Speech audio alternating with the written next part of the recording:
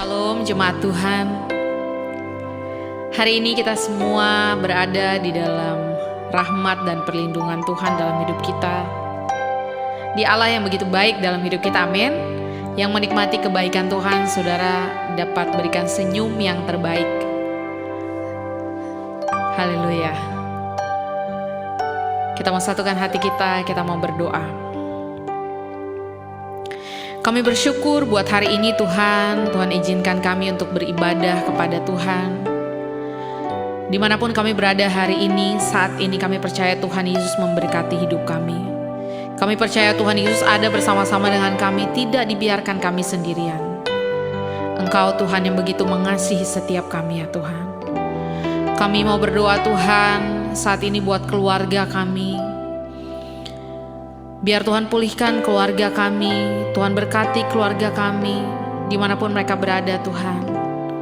Kami juga berdoa Tuhan untuk bangsa kami, bangsa Indonesia. Biar anugerah Tuhan tercurah buat bangsa kami. Dari Sabang sampai Merauke, dari Miangas sampai Rote. Semua orang yang masih hidup dalam kegelapan akan melihat terang Tuhan sudah terbit atas bangsa kami. Berkati setiap pemimpin-pemimpin yang ada di bangsa ini Tuhan, agar mereka bisa menjalankan bangsa ini dengan penuh integritas dan seturut kasih dan kehendak Tuhan. Kami berdoa juga Tuhan untuk gembala kami, Pastor Paulus Supit dan keluarganya. Tuhan berkati apapun yang dia kerjakan. Biar kemanapun dia melangkah, firman Tuhan diberitakan, banyak jiwa akan bertobat dan kembali kepada jalan-Mu Tuhan. Kami juga berdoa Tuhan untuk setiap jemaat-Mu yang mengikuti ibadah ini, dimanapun mereka ada Tuhan. Kami percaya tangan Tuhan yang menolong, tangan Tuhan yang memberkati mereka semua. Kami bersuka cita, hati kami dipenuhi dengan damai sejahtera yang daripada Tuhan. Karena kami percaya apa yang berasal daripada Tuhan tidak dapat dicuri oleh si iblis. Dan kami mau deklarasikan hidup kami kepada-Mu Tuhan. Terima kasih Bapa.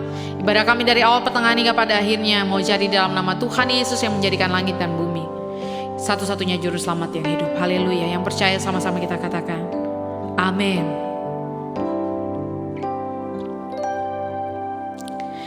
Tangan Tuhan tak kurang panjang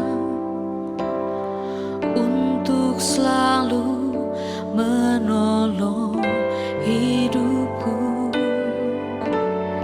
Telinganya tak kurang tajam untuk mendengar seruan hatiku.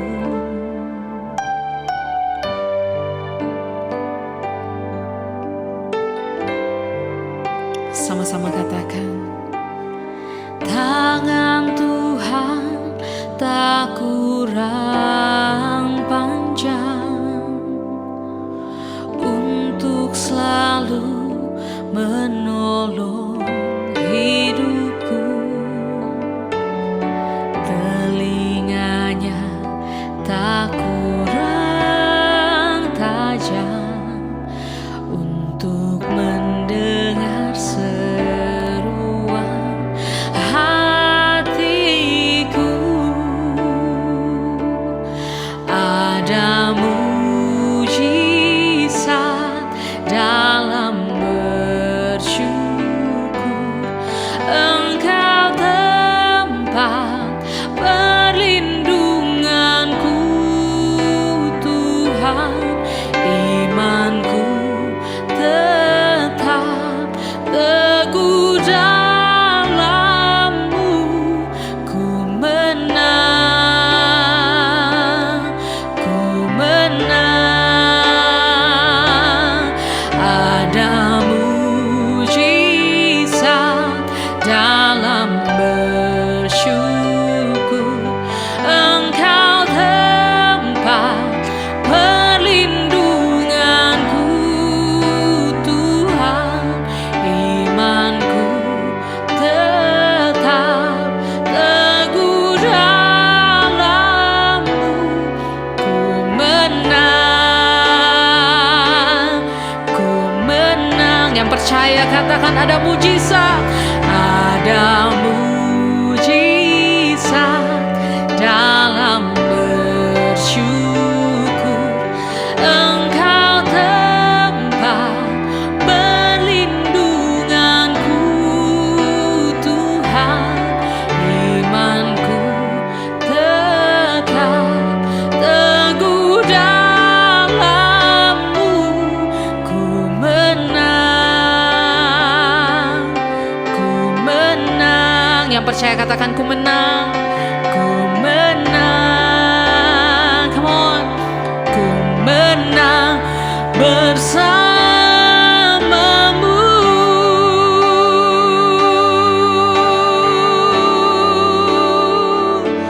Kami menang bersamamu, Tuhan. Ada mujizat dalam bersyukur. Kami percaya tangan Tuhan yang kuat menolong hidup kami. Tepat pada waktunya. Engkau dahsyat, Engkau hebat, perbuatanmu luar biasa. Kami kagum akan Engkau, Tuhan. Jemaat Tuhan, lebih lagi angkat suaramu, sembah Tuhan. Nyanyikan syukur buat Tuhan. Kita percaya ada mujizat dalam bersyukur. Tanggalkan segala kekhawatiran saudara. Arahkan hatimu kepada Tuhan dan mulai bersyukur. Haleluya. Kami bersyukur, Tuhan.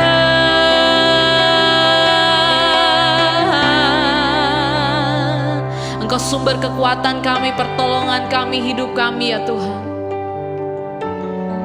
Hanya kepadamu kami berseru saat ini. Dan kami percaya pertolongan kami datang di dalam nama Tuhan yang hidup, Tuhan yang luar biasa. Lebih lagi kami bersyukur dalam segala keadaan Tuhan. Karena kami bersyukur bukan karena apa yang terjadi di sekeliling kami, namun karena kami tahu Engkau Tuhan ada bersama-sama dengan kami. Ku bersyukur Bapa, ku bersyukur Tuhan, buat kasih setiamu di dalam hidupku. Ku bersyukur,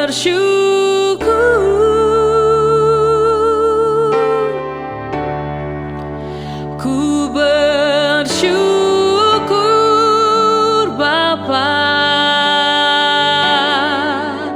ku bersyukur Tuhan, buat kasih setiamu di dalam hidupku. Ku bersyukur,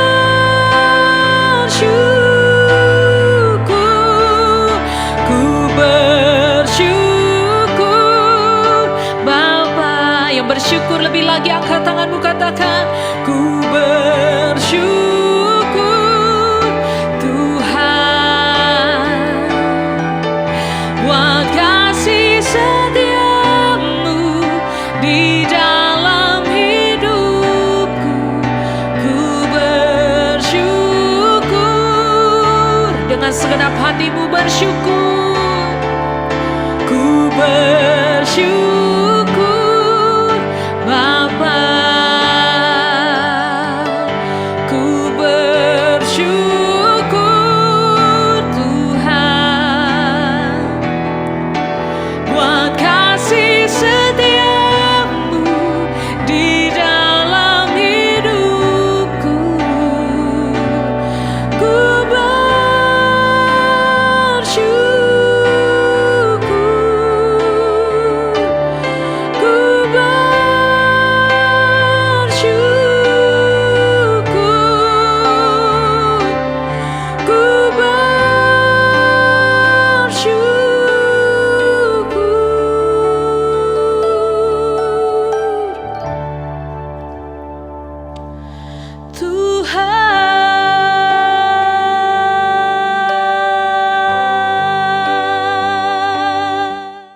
kita berdoa Bapak Ibu Saudara. Sekarang waktunya bagi kami menyiapkan hati dan pikiran kami untuk kembali kami diberkati lewat kebenaran firman-Mu. Berbicara bagi kami Tuhan, sebab kami adalah orang-orang yang perlu akan firman-Mu setiap waktu dalam hidup kami. Buat kami mengerti dan buat kami mampu untuk melakukan setiap firman-Mu dalam setiap kehidupan kami. Pakai hamba-Mu saat ini Tuhan untuk bisa menjadi saluran berkat bagi semua umat-Mu yang ada. Sehingga lewat firman-Mu semua kami diberkati. Dalam nama Yesus kami akan sambut kebenaran firman-Mu. Haleluya. Amin. Puji nama Tuhan, shalom bagi kita semua. Saya yakin dan percaya dimanapun kita berada, Tuhan Yesus adalah Tuhan yang tidak pernah meninggalkan setiap kehidupan kita, dan apapun kondisi hidup kita sampai saat ini, kita yakin dan percaya Tuhan tetap baik. Puji Tuhan. Yuk kita mau siapkan hati dan pikiran kita menerima kebenaran firman Tuhan dalam rangka kita memperingati ibadah kenaikan Yesus ke sorga. Kita akan melihat saudara dalam kebenaran firman Tuhan, peristiwa tentang kenaikan Yesus ke sorga. Di dalam perjanjian baru ada 3 kitab yang mencatat peristiwa itu. Yang pertama Injil Markus mencatat peristiwa kenaikan Yesus yang ke sorga. Lalu Injil Lukas juga mencatat peristiwa tentang kenaikan Yesus ke sorga. Dan satu kitab lagi adalah kitab para rasul. Nah, dari 3 kitab ini, saudara, masing-masing penulis menceritakan makna atau mengkaitkan makna kenaikan Yesus ke sorga dengan hal-hal yang kita butuhkan di dalam dunia. Dan kita akan pelajari 3 makna dari kenaikan Yesus dari 3 kitab yang mencatat tentang peristiwa kenaikan Yesus ke sorga. Nah, kita akan melihat kitab yang pertama yaitu Injil Markus. Markus pasalnya yang ke-16 dan kita akan membaca ayatnya yang ke-19 dan ayatnya yang ke-20. Markus pasalnya yang ke-16 ayat 19 dan 20. Sesudah Tuhan Yesus berbicara demikian kepada mereka, terangkatlah ia ke sorga, lalu duduk di sebelah kanan Allah. Mereka pun pergilah memberitakan Injil ke segala penjuru, dan Tuhan turut bekerja dan meneguhkan firman itu dengan tanda-tanda yang menyertainya. Kalau kita baca ayat ini, maka kita dapati bahwa Injil Markus mengkaitkan peristiwa kenaikan Yesus ke sorga dengan penyertaan Tuhan. Maka dari Injil Markus kita bisa diyakinkan kembali bahwa walaupun hari ini kita memperingati kenaikan Yesus ke sorga, tetapi makna yang dicatat di dalam Injil Markus adalah Dia Tuhan tetap menyertai kita. Seperti apa dari ayat yang kita baca tadi? Tuhan bukan cuma menyertai kita, tetapi menyertainya juga dengan tanda-tanda heran, saudara. Sehingga dari banyak peristiwa, kita sudah banyak mendengar, bahkan banyak melihat bahwa ada begitu banyak pelayanan yang disertai dengan Tuhan. Dengan tanda-tanda yang luar biasa, saudara. Sampai hari ini kita harus mengerti bahwa karena penyertaan Tuhanlah kita bisa ada sebagaimana kita ada. Saudara. Dari Kejadian sampai Wahyu, kalau Bapak Ibu Saudara baca di sana, ada begitu banyak hal yang luar biasa yang terjadi dalam kehidupan tokoh-tokoh dalam Alkitab, dan semuanya itu karena ada Tuhan yang menyertai mereka. Jadi hal yang pertama yang kita bisa dapat dalam peringatan tahun ini tentang ibadah kenaikan Yesus ke sorga adalah kita diyakinkan bahwa walaupun dia naik ke sorga, walaupun dia ada di sorga, dia Tuhan yang tetap menyertai kita. Dan saya yakin dan percaya seberapa banyak kita yang ada, kita sudah tahu pribadi Tuhan yang menyertai kita. Berapa kali kita jatuh dalam dosa, kita yakin dan percaya Tuhan yang tolong kita. Dia yang berjanji akan mengampuni segala dosa dan kesalahan kita. Berapa kali kita jatuh dalam bisnis, usaha, segala sesuatunya saudara. Tetapi dia juga yang tolong kita sampai hari ini saudara. Berapa kali kita sakit, mengalami sakit penyakit saudara. Tapi kalau kita bisa ada sampai hari ini, itu karena Tuhan yang menyembuhkan kita. Dan itu menjadi bukti dalam hidup kita bahwa penyertaannya itu ada dalam hidup kita. Ketika kita berdoa tentang segala sesuatu yang kita butuhkan kepada Tuhan, di dalam Tuhan, saudara, dan kita memintanya kepada Tuhan, maka Tuhan memberikan itu dalam setiap kehidupan kita. Ada banyak jawaban-jawaban doa yang sudah kita terima dalam hidup kita sampai hari ini. Dan saya mau seberapa banyak kita yang ada, tidak boleh lagi ada keraguan-raguan dalam hidup kita. Saudara dan saya tidak pernah berjalan sendiri. Ada pujian yang berkata dia ada bersama dengan kita dalam setiap musim di hidup kita. Dia tidak pernah membiarkan kita ada dalam kesendirian, saudara. Dan saya yakin dan percaya saudara akan berkata amin. Tanda saudara yakin bahwa hidup saudara sampai hari ini disertai oleh Tuhan. Dan Injil Markus mengkaitkan peristiwa kenaikan Yesus ke sorga dengan penyertaannya. Dan sampai hari ini sekali lagi saya mau katakan, penyertaan Tuhan itu sempurna di dalam setiap kehidupan kita. Puji nama Tuhan, saudara. Yuk kita lihat lagi di dalam satu ayat di dalam firman Tuhan, Matius pasalnya yang ke-28, ada satu janji lagi yang ini menjadi pedoman dalam setiap kehidupan kita. Di dalam Injil Matius pasalnya yang ke-28, dan kita akan melihat ayatnya yang ke-20. Matius pasalnya yang ke-28, ayatnya yang ke-20, firman Tuhan berkata demikian, dan ajarlah mereka melakukan segala sesuatu yang telah kuperintahkan kepadamu, dan ketahuilah aku menyertai kamu senantiasa sampai kepada akhir zaman. Pegang dengan baik janji Tuhan di ayat ini, saudara.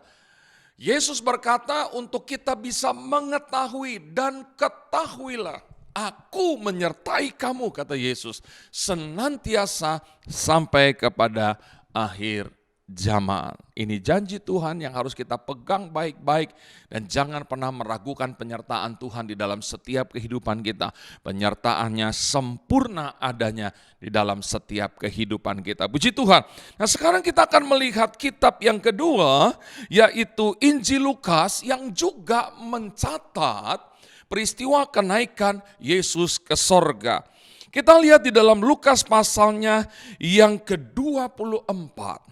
Lukas pasalnya yang ke-24 ayat 50 sampai 53. Kita akan baca apa versi yang dicatat di dalam Injil Lukas. Lukas 24 ayat 50 sampai 53. Lalu Yesus membawa mereka keluar kota sampai dekat Betania. Di situ ia mengangkat tangannya dan memberkati mereka. Dan ketika ia sedang memberkati mereka, ia berpisah dari mereka dan terangkat ke sorga. Mereka sujud menyembah kepadanya, lalu mereka pulang ke Yerusalem dengan sangat bersukacita. Mereka senantiasa berada di dalam bait Allah dan memuliakan Allah. Injil Lukas mengkaitkan peristiwa kenaikan Yesus ke sorga dengan pencurahan berkat Tuhan. Wow, saudara, bagi saya ini sesuatu yang luar biasa, saudara. Sampai di hari terakhir di mana murid-murid melihat Yesus, walaupun dia dengan tubuh kebangkitannya, saudara, masih saja dia melakukan mukjizat dengan apa? Melepaskan berkat kepada murid-murid. Dan kalau kita tahu bersama dia hidup untuk selama-lamanya, maka kita juga harus yakin dalam ibadah kita yang kita peringati tahun ini, bahwa curahan berkat itu tetap ada di dalam setiap kehidupan kita. Saya tidak tahu Bapak Ibu Saudara semua sedang butuh apa dalam hidup. Tetapi kalau kita lihat kebenaran firman Tuhan, bahwa makna yang kedua yang dicatat di dalam Injil Lukas tentang kenaikan Yesus ke sorga adalah dia mengkaitkan dengan pencurahan berkat-berkatnya, saudara. Saya yakin dan percaya kita dapat itu, saudara, dalam setiap kehidupan kita. Kita perlu berkat dari Tuhan. Bukan berupa berkat itu bukan berupa barang, saudara, tapi lebih kepada perkenanan Tuhan, saudara. Ada satu ayat yang saya sangat suka di dalam Amsal pasalnya yang ke-10. Amsal pasal yang ke-10 ayatnya yang ke-22 dengan jelas firman Tuhan katakan, berkat Tuhanlah yang menjadikan kita kaya, susah payah tidak akan menambahinya.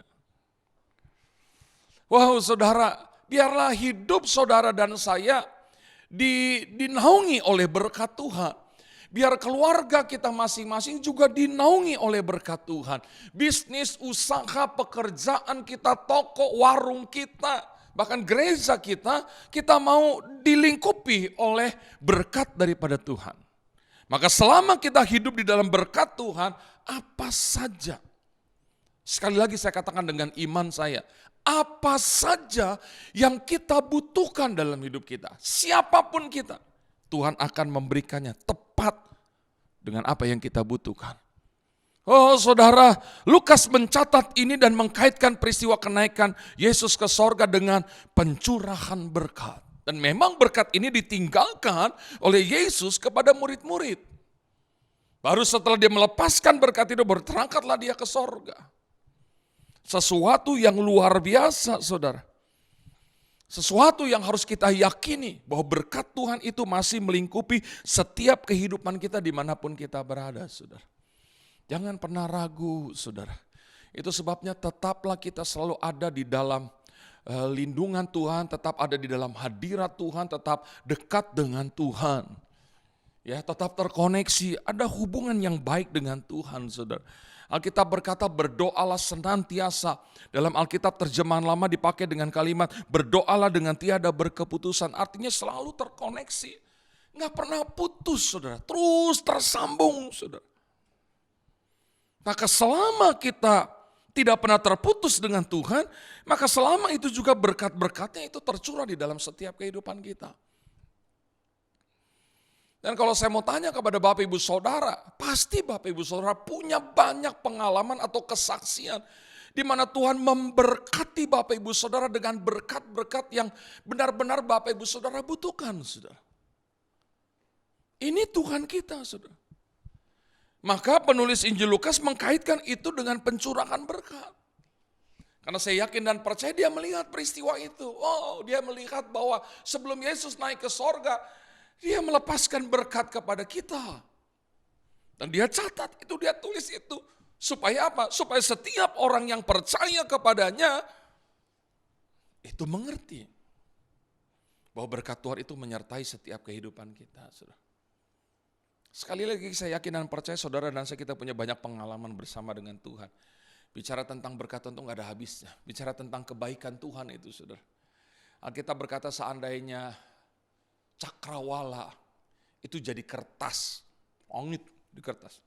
Dan air laut yang jadi tintanya, tetap tidak akan pernah bisa memuat atau untuk bisa menulis segala yang baik yang Tuhan sudah kerjakan dalam setiap kehidupan kita. Kenapa? Banyak.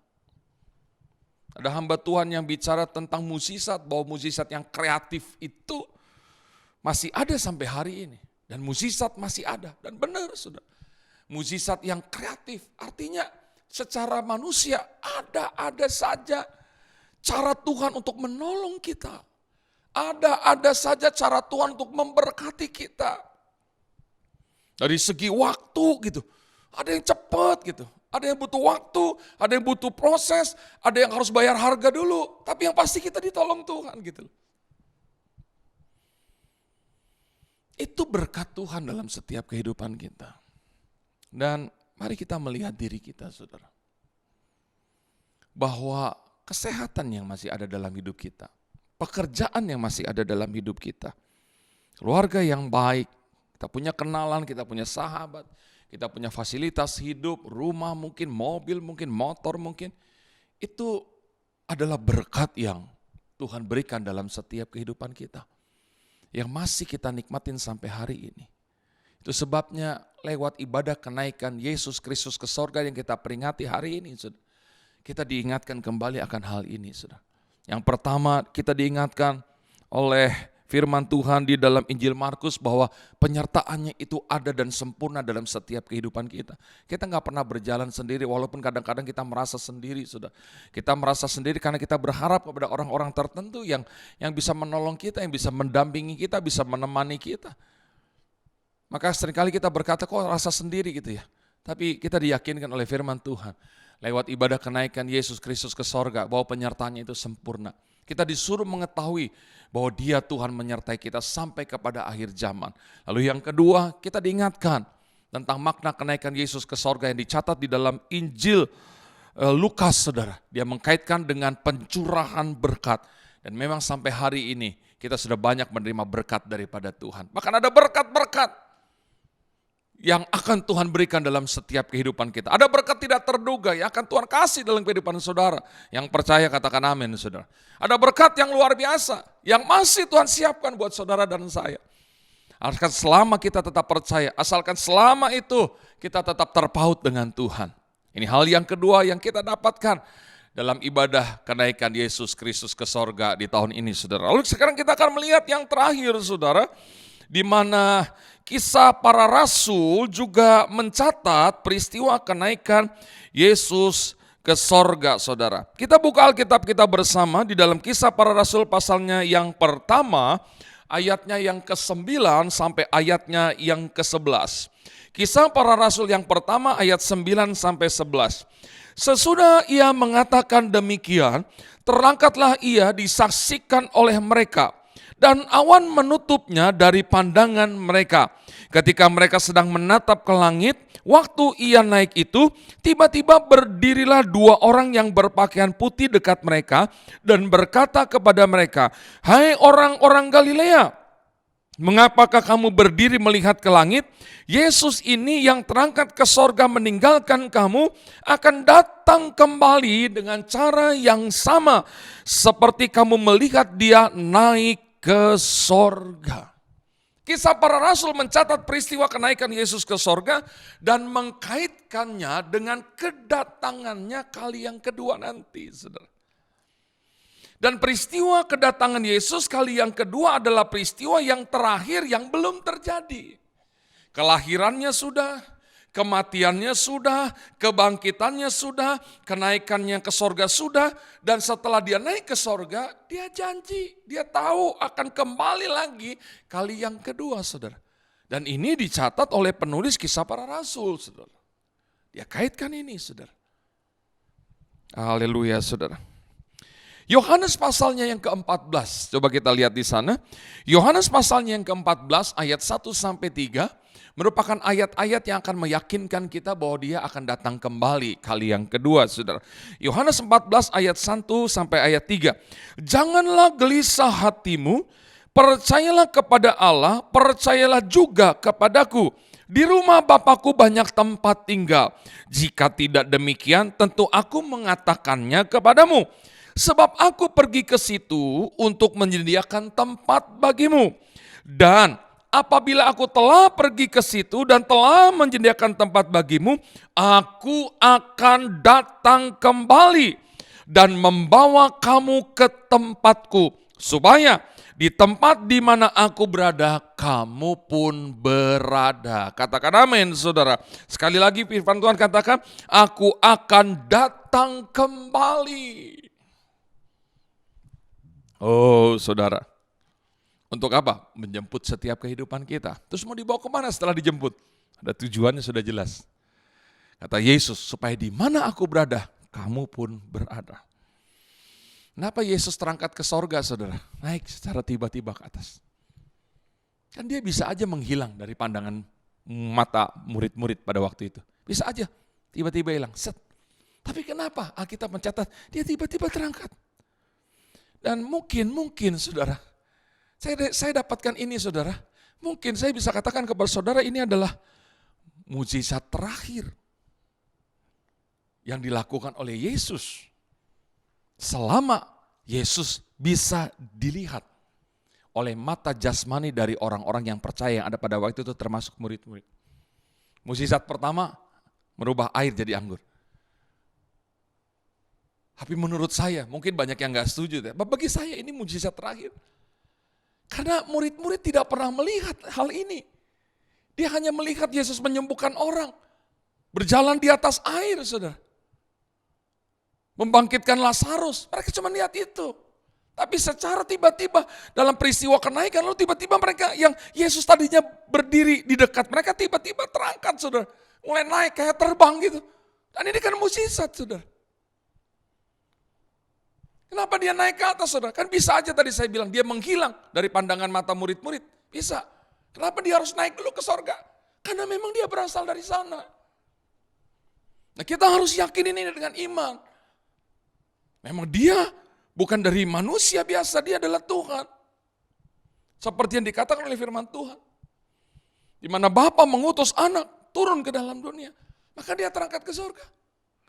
Dan dikatakan lagi kalau dia datang kembali yang kedua, dengan cara yang sama, dia turun dari atas ke bawah, ke bumi lagi, saudara. Kenapa? Dia berasal dari sana. Dia bisa aja tiba-tiba ada lagi gitu, saudara. Dalam kedatangan kali yang kedua. Tapi Alkitab mencatat malaikat Tuhan berkata, kamu akan juga melihat dia pada waktu dia datang kembali. Dengan cara yang sama. Tadi ini mukjizat terakhir menurut saya. Saudara. Karena murid-murid tidak pernah melihat itu. Seperti terbang gitu, terangkat ke surga. Maka mereka terus menatap ke langit sampai udah gak ada. Mereka masih bengong, saudara.